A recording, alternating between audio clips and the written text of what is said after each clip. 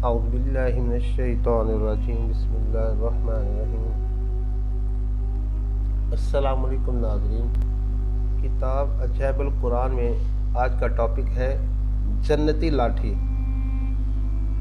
حضرت موسیٰ علیہ السلام کی وہ مقدس لاٹھی ہے جس کو عصائے موسیٰ کہتے ہیں۔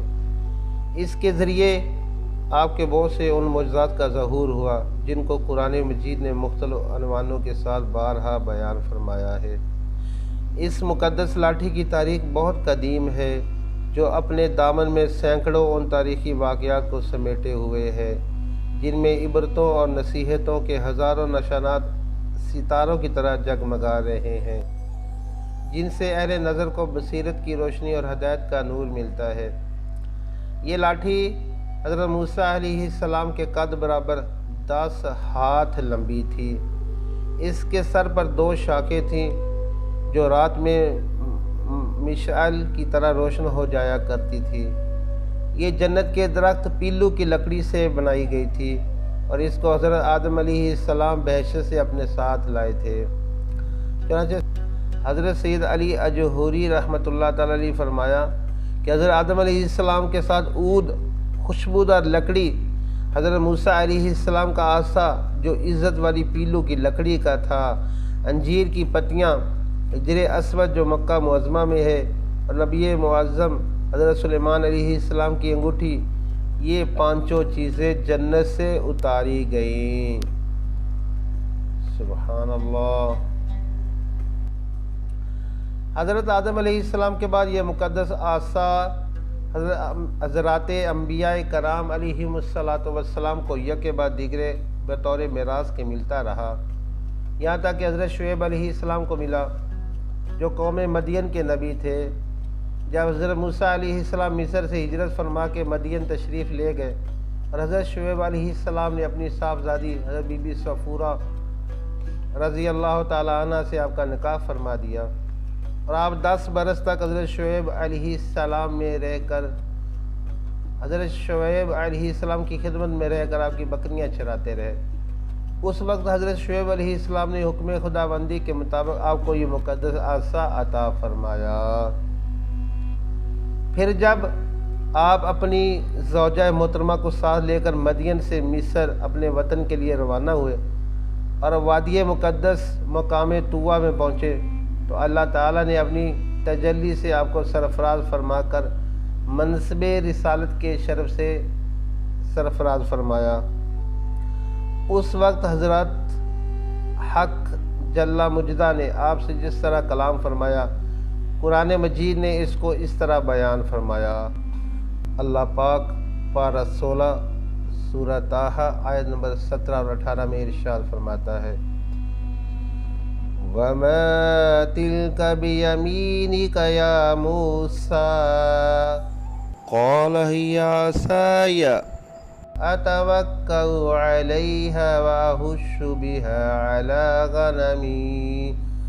عَلَىٰ غَنَمِي وَلِيَ فِيهَا مَآرِبُ أُخْرَىٰ۔ ترجمہ: اور یہ تیرے دانے ہاتھ میں کیا ہے اے موسیٰ؟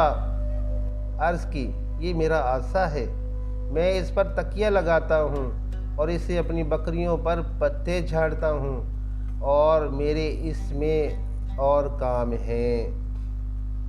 مآرب اخری، دوسرے کاموں کی تفسیر میں حضرت علامہ ابو البرکات عبداللہ بن احمد نفسی علیہ رحمۃ اللہ نے فرمایا، اس کو ہاتھ میں لے کر اس کے سہارے چلنا۔ نمبر 2، اس سے بات چیت کر کے دل بہلانا۔ نمبر 3، دن میں اس کا درخت بن کر آپ پر سایہ کرنا۔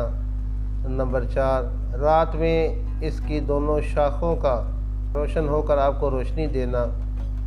نمبر 5، اس سے دشمنوں، درندوں اور سانپوں بچھوؤں کو مارنا۔ نمبر 6، کنویں سے پانی بھرنے کے وقت اس کا رسی بن جانا، اس کی دونوں شاخوں کا ڈول بن جانا۔ نمبر 7، بوقت ضرورت اس کا درخت بن کر حسب خواہش پھل دینا۔ نمبر 8، اس کو زمین میں گاڑ دینے سے پانی نکل آنا وغیرہ۔ حضرت موسیٰ علیہ السلام اس مقدس لاٹھی سے مذکورہ بلا کام نکالتے رہے، مگر جب آپ نے فرعون کے دربار میں ہدایت فرمانے کی غرض سے تشریف لے گئے، اس نے آپ کو جادوگر کہہ کر جھٹلایا تو آپ کے اس عصا کے ذریعے بڑے بڑے معجزات کا ظہور شروع ہو گیا، جن میں سے 3 معجزات کا تذکرہ قرآن مجید میں بارہا فرمایا ہے۔ عصا اسدہا بن گیا۔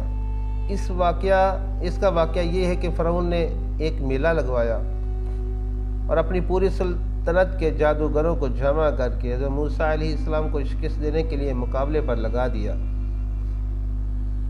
اور اس میلے کے ازدحام میں جہاں لاکھوں انسانوں کا مجمع تھا، ایک طرف جادوگر کا ہجوم اپنی جادوگری کا سامان لے کر جمع ہو گیا۔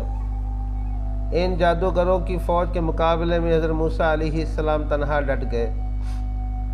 جادوگروں نے فرعون کی عزت کی قسم کھا کر اپنے جادو کی لاٹھیوں اور رسیوں کو پھینکا۔ ایک دم وہ لٹھیاں اور رسیاں سانپ بن کر پورے میدان میں دوڑنے اور بھاگنے لگیں۔ پورا مجمع خوف و ہراس سے بدحواس ہو کر ادھر ادھر بھاگنے لگا، اور فرعون اور اس کے تمام جادوگر اس کرتب کو دکھا کر اپنی فتح کے گھمنڈ اور غرور کے نشے میں بدمست ہو گئے۔ جوش شادمانی سے تالیاں بجا بجا کر اپنی مسرت کا اظہار کرنے لگے۔ اتنے میں ناگہاں حضرت موسیٰ علیہ السلام نے خدا کے حکم سے اپنی لاٹھی کو ان سانپوں کے ہجوم میں ڈال دیا، تو یہ لاٹھی ایک بہت بڑا اور نہایت ہی ہیبت ناک اژدہا بن کر جادوگروں کے تمام سانپوں کو نگل گیا۔ یہ معجزہ دیکھ کر تمام جادوگر اپنی شکست کا اعتراف کرتے ہوئے سجدے میں گر گئے اور آواز بلند یہ اعلان کرنا شروع کر دیا، آمنا برب ہارون و موسیٰ، یعنی ہم سب حضرت ہارون اور حضرت موسیٰ علیہ السلام کے رب پر ایمان لائے۔ چنانچہ قرآن پاک میں اللہ تبارک و تعالیٰ اس واقعہ کا ذکر کرتے ہوئے ارشاد فرمایا، پارہ 16 سورۃ طٰہٰ آیت نمبر 65 تا 70۔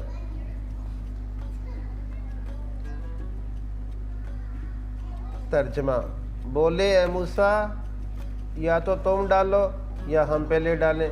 موسیٰ علیہ السلام نے کہا، بلکہ تم ہی پہلے ڈالو، بلکہ تم ہی ڈالو۔ جب ہی ان کی رسیاں اور لاٹھیاں ان کے جادو کے زور سے ان کے خیال میں دوڑتی معلوم ہوئیں، تو اپنے جی میں موسیٰ علیہ السلام نے خوف پایا۔ ہم نے فرمایا، ڈر نہیں، بے شک تو ہی غالب ہے، اور ڈال تو دے جو تیرے دانے ہاتھ میں ہے، ان کی بناوٹوں کو نگل جائے گا وہ جو بنا کر لائے ہیں۔ وہ تو جادوگروں کا فریب ہے، اور جادوگر کا بھلا نہیں ہوتا، کہیں آوے تو سب جادوگر سجدے میں گرا لیے گئے۔ بولے، ہم اس پر ایمان لائے جو ہارون اور موسیٰ کا رب ہے۔ عصا مارنے سے چشمے جاری ہو گئے۔ بنی اسرائیل کا اصلی وطن ملک شام تھا، لیکن حضرت یوسف علیہ السلام کے دور حکومت میں یہ لوگ مصر میں آ کر آباد ہو گئے۔